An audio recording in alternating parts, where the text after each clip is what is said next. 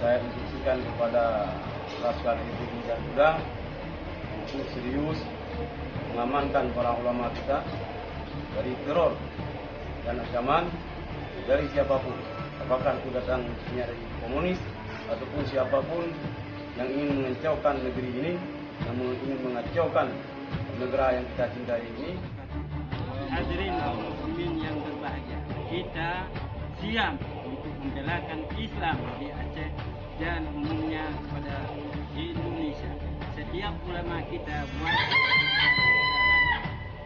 biar nyawa terbang, darah mengalir, itu syahid untuk kita mempertahankan agama Allah, agama Islam Ahlu Sunnah wal Jamaah. Kami siap memerintahkan Laskar dari FPI dan Udang.